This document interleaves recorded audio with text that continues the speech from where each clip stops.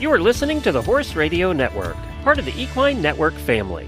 What a beautiful day for horses in the morning. You are listening to the #1 horse podcast in the world. Here's your entertaining look at the horse world and the people in it.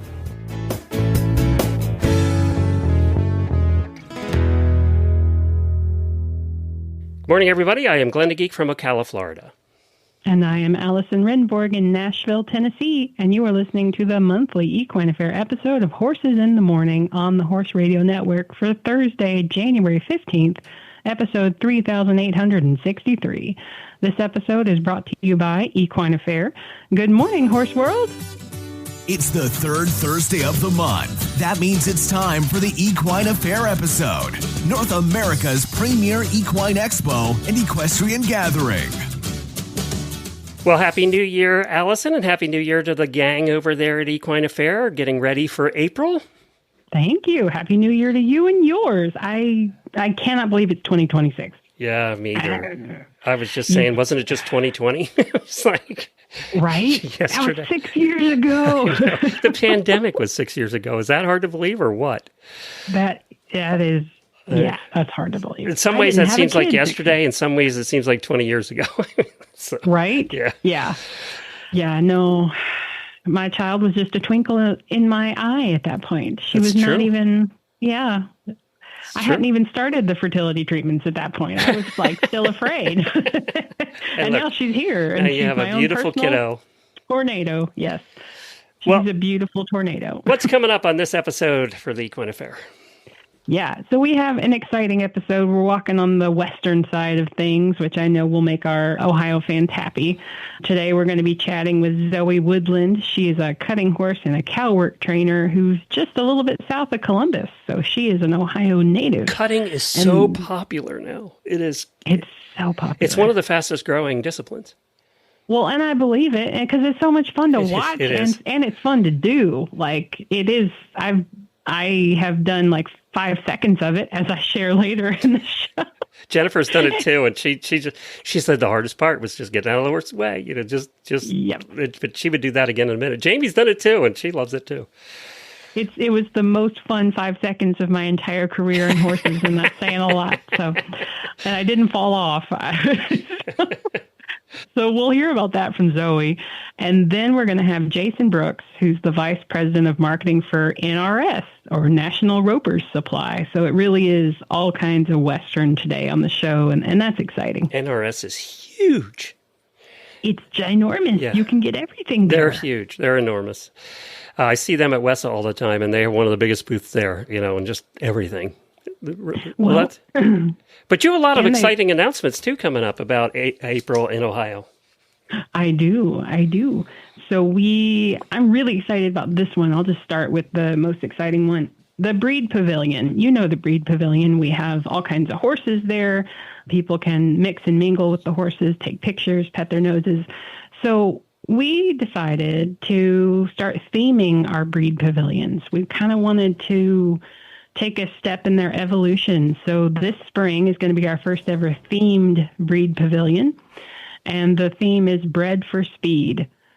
So most people hear that and they think, oh, thoroughbreds. Okay, well, I don't, But we're not just talking about racing. We're talking about all kinds of breeds and types of horses bred for speed. So we're planning on featuring thoroughbreds, obviously, standard breds. We could not feature standard breds, but also racing quarter horses and barrel racers and pole benders and team pinners and the Icelandics. And so any horse that is made for speed or does something speedy, that's what the theme of the Breed Pavilion is going to be this year. Oh, that's cool. I like that. I thought so. Yeah. I like that. And it's not, we'll also have the other breeds there. It's not to say that we won't, but we're going to have a real focus on speed. So if you've ever been curious about those kinds of horses or wanted to see all of those different breeds in one place, that's going to be the place to do it. And then we're going to move on to different themes in the coming years. So it won't always be speed. We'll be changing it up to do strength. We might do a draft horse feature. The sky's the limit, basically. So we're really excited about that. Cool. And you've announced the presenters now, too, the clinicians? We have quite a few coming, already booked. We've got them on the website. We have more that we're working on. I know Kogi and Lori are feverishly finalizing our lineup because we've got less than 100 days to go, believe it or not. But yes, we have John Lyons. The OG Lyons is coming. We've got Dan James coming, of course. So that's exciting. We have your favorite people, Jason and Bronwyn Irwin. I was just talking to him the other day. So, I love those two. They're awesome. Ben Longwell, Gabby Reuter, who was just in Massachusetts, and we fell in love with her. She's amazing. The Wild Horse Summit is coming. We have lots of cool stuff lined up and lots of great people coming to share about it. Very cool. And then you have the old standbys coming back, I assume? We do. The Versatile Horse and Rider competition. We couldn't not have that. I think people would revolt if we didn't have the VHRC. And it's always a blast. And then we've got to see what cool jacket Noah is going to wear this year. I think he got a special gifted jacket for Christmas that he's planning on wearing. So that's kind of become famous. And speaking of the jacket, you weren't in Massachusetts, but the competitors have I think Noah has led a fashion revolution because we had I would say a quarter of the competitors were wearing sparkles. So they've decided to follow his lead and dress sparkly for the VHRC. Well, there's enough sparkles for sale at Equine Affaire. You won't have a problem finding it. So yes, that is true. So I was very excited to see that. They have really taken off. And the jacket thing was just totally Noah, doing Noah things. And now it's become a staple. So we got to see what he's going to wear. We'll have a VHRC fashion show. And then the Breed Bonanza, which we just introduced a couple of years ago, people love that. And that is, of course, our all-breed competition where all the breeds come in and compete against each other. Everybody really loves that. I love it, too. They get all dressed up. It's very fun. So we will have that back as well. And then, do you remember the Great Equestrian Fitness Challenge? Oh, yeah. A couple of years ago. So, yes. So we had it for a few years, and it was really fun. And then we did non-riding things, right? They were correct throwing hay bales and all that kind of stuff. Yes, yeah. Throwing hay bales, carrying 5-gallon water buckets. What else did they do? They climbed over cattle panels. Yeah, that's right. Yeah. I think they carried scoops of feed, they had to run really fast. So we're not bringing that back in its original form, but we are going to do something a little cowboy inspired. So But still a fitness challenge? It's still a fitness challenge, but yeah, it's a little cowboy inspired. And I will leave it to people's imagination for now. Now I want it. But yeah, no, maybe I can tempt you to come back. Ashley, you can compete in it. I think we've confirmed that Ashley's going to be representing this year, so she'll be there. Oh, good! And perfect. She'll be doing the shows with you from there, and all of that. So I think that's confirmed. I'll let you know next month.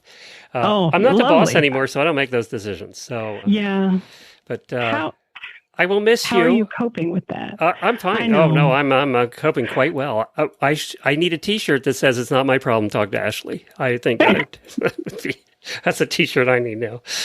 But how would you like to win a special weekend getaway to Equine Affaire in Ohio? Enter the My Equine Affaire Moment Contest, and you can win a getaway. Log on to the website and submit your story of how Equine Affaire has impacted your life, and you'll be entered into a contest to win a pair of 4-day admission tickets, a pair of tickets to Fantasia, and 4 nights in a hotel for the 2026 Equine Affaire in Ohio. So you did this in Massachusetts, right? Didn't we talk about this? We did. Yeah. We did it late last summer, and we had such a good time. And we had the winner on, if I remember right. We had the winner on. It was amazing, and we thought, we'll do it again for Ohio. So that's fantastic. Yeah, you get another chance. So it's going to be really fun. Is there a link off the homepage, or I'll put the link in the show notes, but there's a link off the homepage as well? Yes, there is. Okay. Yep. Great. But we'll definitely put it in the show notes. Give an example of the winner last year. Give an example of what they did and why they won, to give people an idea of what they're going to submit. Yes. So it was actually the mother of a young girl who she they'd been coming to Equine Affaire for many years as a mother-daughter bonding experience. And when the girl was really, really little, she ran into Sam Rettinger and the draft horses, the Whispery Pines Percherons, and she was watching them. And he saw her watching, who can resist a little girl watching horses? And he invited her under the ropes to come pet the draft horses. And she fell in love with draft horses that day. And so then they kept coming back year after year after year, and they would see the Rettingers, and then they slowly developed a relationship with them. And so really the Rettingers became mentors to this girl. And she fell in love with one of their horses in particular, and they invited her to the farm, and she rode the horse, and she got to do all kinds of amazing things with the Rettingers, photos and things like that. And then when she grew up and got old enough, she decided she wanted her own draft horse. So they went out and they bought a Percheron of their own, and it's just completely changed their lives. Coming to Equine Affaire and meeting the Rettingers, it changed the course of their whole lives, and that was the story. And it was a really touching story. And then because they were coming to the event, I went out to meet them with the Rettingers, and we had the best interview. I shot a whole interview with them. It's going to be a great video. And it was just so much fun to watch them all together and go, they really are kind of a found family. It was really touching. So it was probably one of the most special experiences I had in Massachusetts, getting to meet them and see a story of how Equine Affaire literally changed the lives of not just one person, but like 4 people. It was cool. And we know many of you have stories like that have been going for years and years and years. So head on over to equineaffaire.com and submit yours, and you could win today. Let's introduce our first guest. Yes. So our first guest is Zoe Woodland. She is a cutting and cow horse trainer. She has won over $350,000 in lifetime NCHA, that's National Cutting Horse Association earnings, and 3 All-American Quarter Horse Congress championships. She'll be coming to Equine Affaire in Ohio to present on cutting and cow work as part of our Cowtown in Cooper. Yay! Sponsored by Western Life Today. So we are thrilled to have her on the show to share all about cutting. Well, hi, Zoe. Welcome to our show. You're the first guest of 2026 on the Equine Affaire podcast. Wow, that's exciting. Thank you. Yes, it's very exciting. We're going from Z to A instead of A to Z. Okay. That never happens for Zoe. She's always last. Yeah, exactly. Yeah, with Zoe and then Woodland, you're always at the bottom of the alphabet. Yep. So you're actually based in Ohio, right? How far away are you from Columbus? Yeah, so I'm actually just about 20 minutes south of Columbus. We're in Orient. So yeah, really close. She doesn't even need a hotel. It's great. Nope.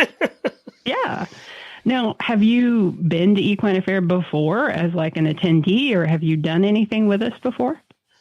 Yeah, I grew up going to Equine Affaire. A lot of memories, my dad taking me. I've spent lots of hours watching clinics there and shopping. And we did a cutting demonstration for the Ohio Cutting Horse Association. It's probably been 7 or 8 years ago. We did just a demonstration in the overhang. So yeah, it's really exciting, getting to grow up there and experience it. And now getting to be a clinician is a pretty cool feeling. Yeah, you kind of know it. You're going to know it from both sides. You know it from the attendee side, and now you're going to be up there teaching. And are you nervous about that, or?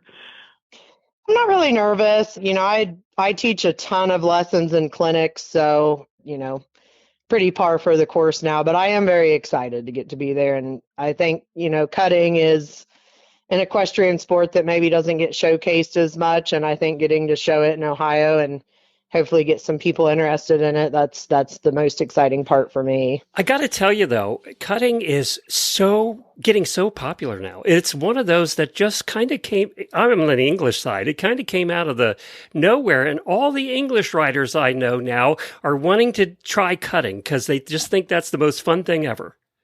Yeah, well, it definitely is the most fun thing ever. But yeah, it's been cool to see it kind of blow up. And, I definitely see it. Social media, you're seeing it more and more. And yeah, I think it's definitely starting to get more and more in the limelight. So when you have an English writer wanting to try anything Western and it's cutting, you made it.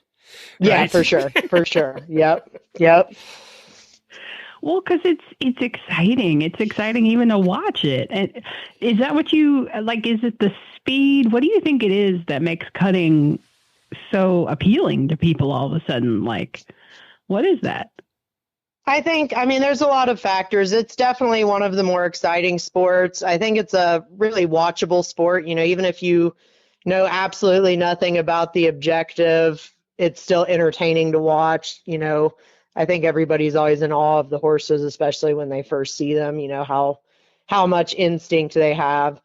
For me, I think a lot of it too is the unpredictability. I grew up starting out with dressage and reining and pleasure, and which I enjoy just riding horses, period. But cutting has always kind of drawn me in more because it's different every time. And there's so many factors to it, and there's always more to learn. It's not just about riding and training. You've got to learn to read cattle and watch cattle, and it almost turns into a team sport too. You've got to learn to communicate with your help, and there's a lot to it. So, but yeah, it's definitely one of the more exciting sports for sure.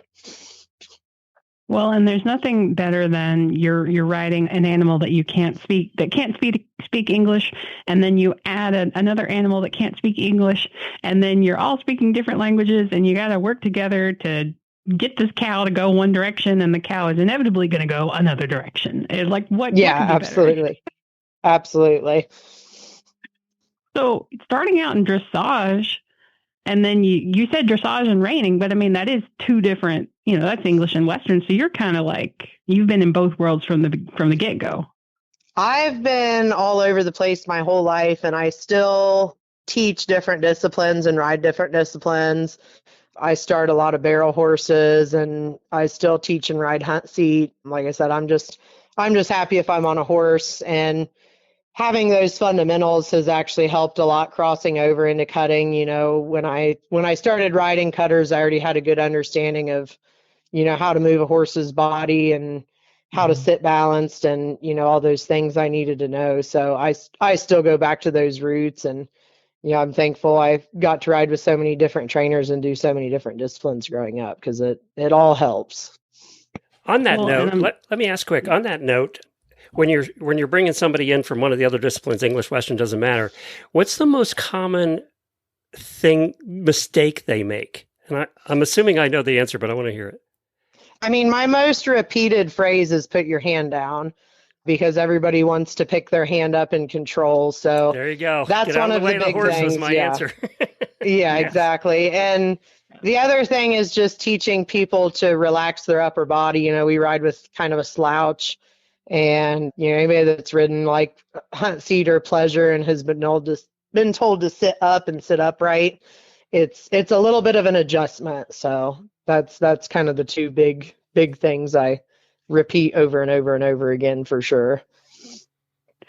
Well, and I think I've told this story before, but I had a cutting bred quarter horse growing up, and I took him team penning one time, and I didn't know anything. I was just learning, and he didn't really know anything.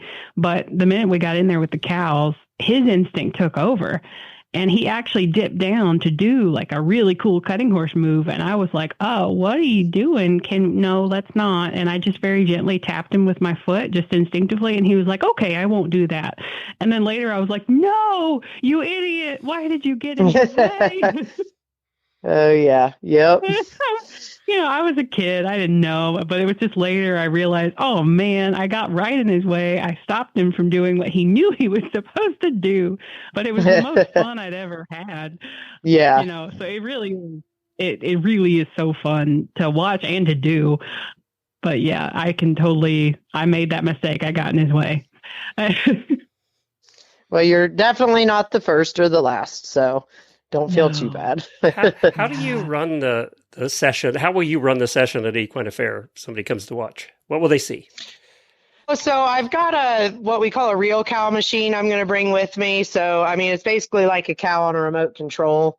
So it's a really big tool in my program because I can control what's happening. So, typically when I start a session, I mean, we're going to do a couple different sessions. We'll probably do one kind of green horse session, introducing them to cattle, and then we'll have a session more with finished horses. But regardless, we'll kind of start with some dry work fundamentals. It's important to understand how to ride the stop, ride the turnaround, make sure we've got a good handle on our horse.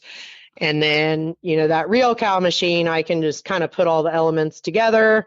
And it's just nice, if I need to stop and talk about something, I can. If we need to speed things up, slow things down, I can control a lot more versus being on a live cow. And then we will finish up the sessions. I believe we're going to be lucky enough to have some live cattle. So we'll work some live cattle as well. So yeah, a little bit of everything. That'll be fun to see the difference between the remote control cow and the real cow. Yeah, for sure. I've never seen a remote control cow. Have you, Glenn? Yes, I have. They're kind of fun. Yeah. It's kind of fun that with the technology, they've come a long way actually in the last 10 or 15 years, haven't they? They really are cool. Yeah. Yeah, I actually just got mine in October. We usually use what we call a flag, which is just basically a string on the wall, and you can run it back and forth, and that's a great tool too. But yeah, the real cow machine's becoming really, really popular just because, you have that three-dimensional aspect. So especially in teaching lessons, like I can even move it, teach people how to cut a cow out of the herd. And, there's a lot you can do with it. And it's nice that it's so portable. Like I can just throw it in my trailer. I've taken it to the shows with me, or if I go teach some lessons at another barn, I can just drive it right on my trailer and take it with me. So that's pretty cool feature too.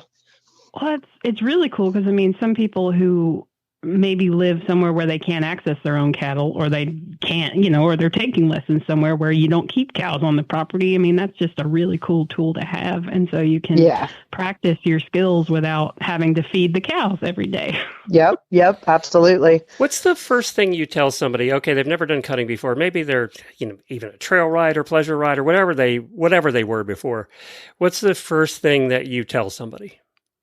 Well, first thing I do is warn them how addicting it is and how expensive it is. Because that's, and you just described every horse sport in the world.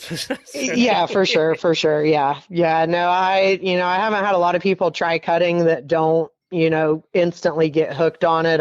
Once you put your hand out on a cow and work a cow, it's kind of game over. Most people are in hook, line, and sinker. But yeah, and I'm really lucky to have lesson horses, and, I try to get as many people into the sport as I can. But yeah, it's very addictive. Once you do it, it's hard to get your mind off of it. Most people don't just do one lesson and not come back. They're usually pretty hooked on it.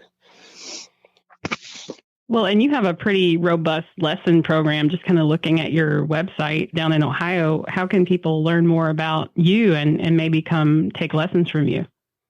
Yeah, so we've got a website. It's zoewoodland.com. There's no Y in my name, so just Zoe Woodland. So yeah, and you can go on there, get all our info. You can actually schedule lessons right on there. Yeah, we are really blessed. We've got a really great lesson program, a lot of good lesson horses. I've got a few assistants that help me teach that are wonderful. So we can cater to most anyone at our place. So yeah, if anybody wants to check the website out, and like I said, all our contact info is on there. So if anybody wants to come try it, and especially if you want to come try riding a cutting horse, we are all about getting people into it. So. And then do you also compete in addition to giving lessons? Yes. Yeah, I compete. We show NCHA. I've won $350,000. So I've been very blessed, had a good career. So I really, really enjoy showing the aged event horses. I had a good 3-year-old last year. That was really fun. Really like the process of, starting a horse from the beginning and seeing them turn into a show horse. That's a lot of fun for me. So, but yeah, we show. We're going to start showing here in February. We usually kind of take a couple months in the winter to slow down. But yeah, we show from early season all the way through the fall at the cuttings and travel quite a bit. This year we went everywhere from New Mexico to Texas to Canada. So we hit the road and showed quite a bit. Perfect. So you've been everywhere. Yeah. And soon you'll be coming to Equine Affaire because it's less than 100 days until Equine Affaire in Ohio. So yeah, that's hard to believe. Didn't we just do the one in Massachusetts like 2 minutes ago? Yeah. In fact, the less than 100-day mark happened like December 30th, and I was not emotionally prepared for that. I was like, oh no, oh gosh. Okay. So if you want to learn more about Zoe and you want to learn from her and you want to learn about cutting, you got to come to Equine Affaire in Ohio and check out her sessions and see a remote control cow, among other things. And then if you want to visit her or take lessons or whatever, you go to zoewoodland.com. So thank you so much, Zoe, for coming on the show today and sharing a little bit about cutting. Yeah, thank you so much. That was fun. Well, in case you missed it, tickets to Equine Affaire and Fantasia are on sale now. We know Fantasia sells out. You want to get your tickets ahead of time. Equine Affaire in Ohio returns to the Ohio Expo Center in Columbus on April 9th through the 12th, 2026. Fantasia returns April 9th, 10th, and 11th. Get yours today at equineaffaire.com. You don't want to wait, especially if you want to attend Fantasia. You need to get your tickets, especially for Saturday night. But equineaffaire.com. Who's up next? So up next, we have NRS. We have Jason Brooks with NRS. And last year, we were really excited to bring NRS on. They had recently acquired Rods, who was one of our longtime sponsors, Rods Western. Yes, NRS Rods is like the biggest Rods. thing in Ohio. Well, now the biggest thing in Texas has bought the biggest thing in Ohio. Yeah, so NRS purchased Rods, and then we were lucky enough that they wanted to come to Equine Affaire and sponsor with us last year and have a huge exhibit space, just like Rods always does. And so this year they're coming back. We're thrilled to say they're going to sponsor the NRS Experience Pavilion, which is the covered arena attached to the Bricker building. So formerly Rods Arena, it will now be the NRS Experience Pavilion. So we're really excited to partner with NRS. And today we're going to go behind the scenes and learn a little bit more about National Roper Supply with Jason Brooks. Well, hi, Jason. Welcome to the show. Good afternoon. Thank you. Appreciate you having me. Absolutely. So first of all, tell us where you're calling from. And I think Cassie told me that you might be at a pretty cool location right now. We are in sunny Decatur, Texas, just northwest of the Fort Worth area in North Texas.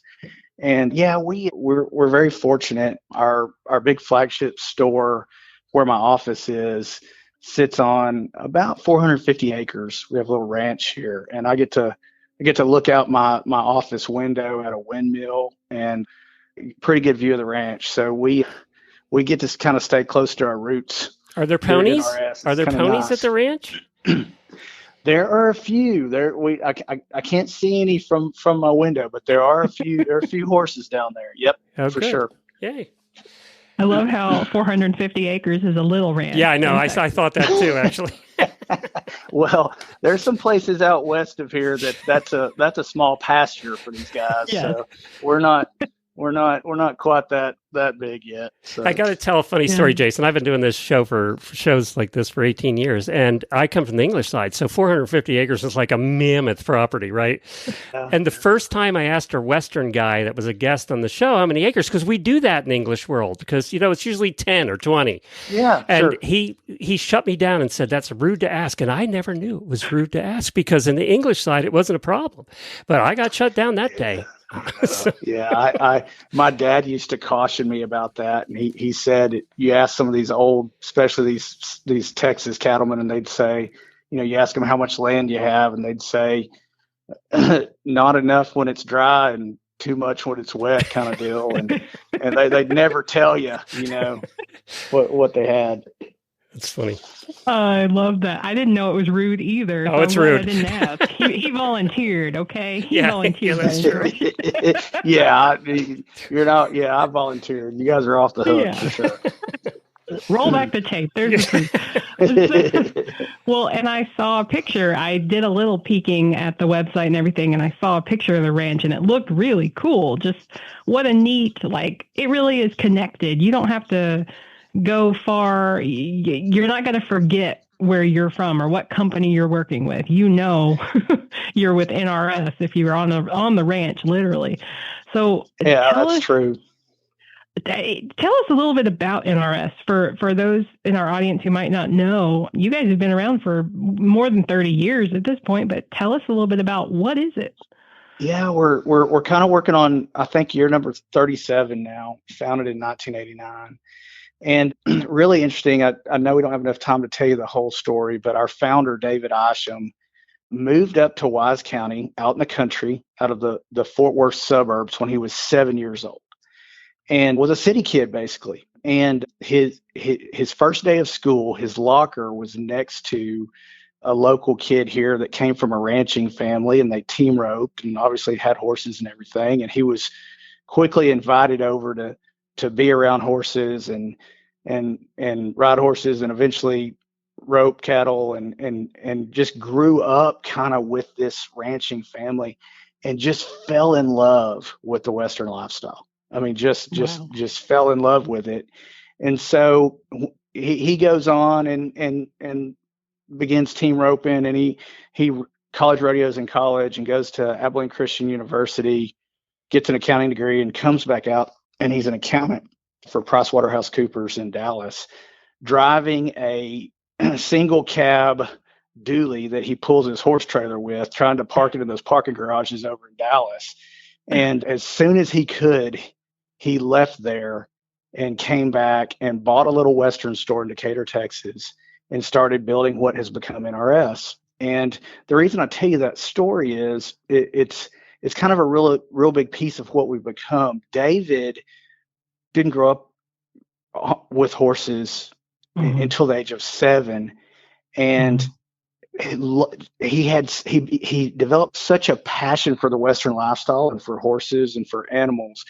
And so his passion as he built this business was he wanted to invite other people into that lifestyle. And it's funny because we talked about the ranch thing where you're not supposed to ask people, the size of their place. There's all these little quirky things about kind of our Western culture, and they're the thing that makes it really neat. But also, like, people that haven't been a part of it, like, we can be pretty exclusive. Like, all of a sudden you can be like, oh, you're not wearing your hat the right way, you're not doing it. And our culture here has never really been that. It's like we want to introduce people to the Western lifestyle. We want to be there next to them when they own their first horse. We want to help them, learn how to be better horsemen and better stewards of what God's created. And so he buys this little Western store and starts learning how to do Western retail, and before too long produces his first black and white catalog, and he ends up calling it National Roper Supply, which has kind of been shortened over the years to NRS. And we just started building this business around Western apparel, boots, hats, but really good Western tack and the good stuff that you want to put on your horse or in your horse. We also carry animal health products. And so just over the last 36 plus years, we've added some stores and we've built that catalog and have been fortunate to work with a lot of the great brands in the industry that you would recognize and sponsor a lot of the associations out there, and have just built out of a little, family owned business. We've just kind of built a bigger business that's still family owned, and two of his kids actually still work in the business. One of them is actually the president, his son Cade. And so that's kind of the quick story of kind of where we came from. I will say, because of David's love of team roping and kind of we kind of built the brand in the rodeo world. And over time, we've realized that our horse show customer out there that I think you guys probably talk to a lot, or our trail riding customer out there that you probably talk to a lot, is very similar and has the same values and ethics and love of this lifestyle. And then certainly our stock show customer, which we've kind of built a business there too. And so we're still growing and learning about our horse customers out there, even though we kind of grew up in like what we would call the core rodeo world. We're still kind of branching out and learning how to be relevant to those good people out there as well. So. Well, and I think with everything that you offer on your, like if you go on your website, it's just literally everything that a horse person could need or want. I think you're making great strides that way. And then also I mean, this is not really a secret. You guys bought Rods, who was our big Western presence in Ohio.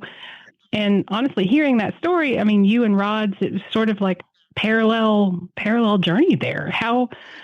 Tell us a little bit about how that developed. How did you guys decide, yeah, we're going to move into Ohio and we'll get to purchase Rods? And then, yeah, tell us that. Certainly. So it's people say this kind of frivolously, but there are some things that happen that you just like, was that a God thing? I mean, was that a God thing? Because at the same time David was building and growing his business, Rods was coming to be and growing, and we were actually competitors for years and years. I mean, Scott Hartle took that thing over, and he was growing his business up in the Midwest. He produced a catalog just like we did, and David and Scott would cross paths over the years, and they, we weren't close enough to be bitter enemies, kind of thing. And they would share information, and sometimes they'd trade lists for their catalogs, and they both kind of grew in their own right over the same period of time. And we're at NRS, we're not super aggressive from a growth standpoint. We kind of just work on ourselves. And so one day, when Scott can tell this story better, and I don't want to say anything that that's inaccurate, but David gets a call from Scott, and Scott's it's time for him he needs to retire and kind of enjoy some of his success, and it wasn't planned until that phone call happened. And it was really kind of an honor to David for Scott to call him and kind of offer him this kind of treasure that he had been building his whole life. And so we started talking, and one thing led to another, and we ended up being able to acquire Rods. But the neat thing about that is, as we sat down and started talking with Scott and Anne Marie, who works in the business, his daughter, we realized how much these two families had in common. Both family-owned businesses, both had children that worked in the business, both had what I would call our kind of down-to-earth Western lifestyle ethics and values, and a Christian belief system that was very much the same. And that's, Scott will tell you, that's one of the reasons he wanted to reach out to David is if somebody was going to take his business, there are certain things that he had hoped for, in that transition. And so, man, it was such a pleasure as a vice president of the company and someone that had to kind of work in that acquisition. It was such a pleasure to work with that family, because they were so much like their culture and their values were so much like ours. We may approach business a little bit differently, but I just think the world of Scott Hartle, and so it was a really, really good transition. And I think that's something I'd love for people to know. We've been fortunate, especially in the Southwest and in the rodeo community, to build a brand that NRS the brand's probably bigger than we really are. And I think a lot of times people think, oh, this big corporate company is coming over and taking over our favorite Western store. And we're really not. We're really so much like culturally the Hartle family and the people that built Rods. And so that's kind of the neat, kind of unique piece of this whole thing. And so we go into Ohio because we thought it was a great opportunity for us. He's built a great business, has an incredible customer, and really we have an opportunity to learn about a new customer and maybe some new disciplines that we're not perfect at and don't completely understand. So we thought it was a good opportunity for us. But we walk into that opportunity and we just think, man, this guy and his team have done such a great job building this company and this brand. We want to take care of it. We want to do a good job with it. And so there was certainly a lot of humility walking into that. And then as and I know we'll talk about Equine Affaire a little bit later, but as we've been able to get involved with some of the same associations and the same events that Rods was involved in, we really want to do a good job for the customer. We don't want somebody to walk in the door and go, well, it's not like it used to be at Rods. These guys are messing it up. And so that kind of shared values and culture and that transition, I think, has helped us. And I hope, I hope that people can see that we're not from Columbus, Ohio, but we're just a little up and coming family owned company. And want to do a good job for the customer.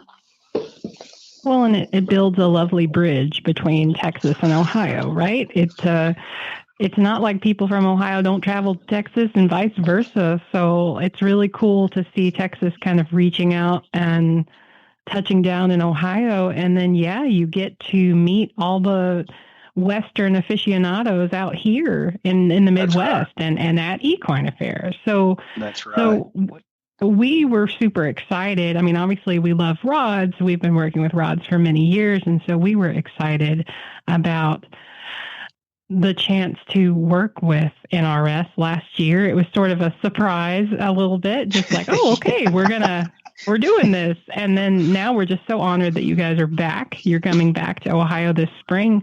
What kind of share with us what it means to you all to get to come to Equine Affaire? What are you looking forward to? What new exciting things does that kind of open up? And I mean, what are you hoping to accomplish with our audience? What are you hoping to share and things like that with our horse people? Certainly. I mean, from the beginning, we're horse people and we love horse people and we're super excited about meeting new horse people and building relationships with people in a different part of the country. I'll tell you, when we came to Equine Affaire last year, I think the ink was barely dry on the deal of us purchasing Rods, and it was like, oh, okay, we've got to go figure out how to do this show, and our systems aren't all put together yet, and all the things like what can we show up with, and so we went and we were able to get some product there for people, and not exactly what, the way we would have planned it, but we're so pleased to, I stood there for 3 days and shook hands with people from all over the Midwest, the Carolinas, Tennessee, up into the Northeast and the Southeast. I mean, I was blown away at the draw of people from different places that were horse enthusiasts that came in there. And that at some level, that's a new thing for us. Like we haven't been in that part of the country. And so we love, one of the reasons we do these events is, we like to sell stuff. That's our business, but it is so great to get out and just meet and talk to people and that share the passion that we have and get to know them and really kind of learn about our customer. And hopefully it'll make us better as a provider of products and to those people. But what we hope to do is to meet people, to understand how to become more and more relevant to their needs in that part of the world. And hopefully we're able to not just sustain what Rods has been for them, but hopefully we can start building on that. And so it's as much about learning the customer there and learning how to be relevant to them as it is anything. And we certainly this year we've got plans to come in and really elevate what, our presentation there of what we did last year. We want it to be an experience. We want to bring great products from the brands that people are looking for, whether it's apparel or the best boot selection or the finest felt hats and straw hats for people that we love, as Rods did, to hand crease for those people. And then the best tack we can get our hands on, the best quality harness leather and other types of tack to offer those people. And then just ask questions and learn. And hey, what do you need from us? How can we better serve you in this, in the market? And so that's a mouthful, but that's our hope. Absolutely. Well, and Equine Affaire is the place to do that. So we're super excited. If people want to shop and meet your staff and learn more about NRS, you'll be in the Bricker building. It'll be hard to miss. NRS will have a huge exhibit. And so we're just honored and excited to get to work with NRS a second year in a row and hopefully continue on with that partnership. And you're also the sponsors of the NRS Experience Pavilion. It'll be one of our clinic arenas. So thank you so much, Jason, for coming on and sharing a little bit about this new to us brand. We really appreciate it. Well, we really appreciate you guys working with us, and I appreciate you having me on. And I just want to say you guys do an excellent job. If nobody's been to the website and seen all of the information about the Equine Affaire and all the things that they can get involved in, it is so well organized from informationally, and really just kind of a first class presentation there. And from a guy that for the last 17, 18 years has gone to a lot of shows, you guys do an incredible job. And so we're super excited to be a part of it. Oh, well, thank you. That means a lot. For sure. All right. Well, thanks so much, Jason. Absolutely. Thank you for having me on again. You can learn more about Equine Affaire at our website, equineaffaire.com, our Facebook page, or visit our YouTube channel. We also have our own separate podcast feed with only our episodes, so you can search for Equine Affaire on your podcast player and look for our little purple horse, and you'll find us. And you can follow Horses in the Morning on Facebook. Just search for Horses in the Morning on your favorite player, podcast player, to find all the shows of Horses in the Morning that we do 5 days a week. At the end of July, we will reach 4,000 episodes, which we think is one of about 10 podcasts from the all time that have reached 4,000 episodes. We think there's about 10.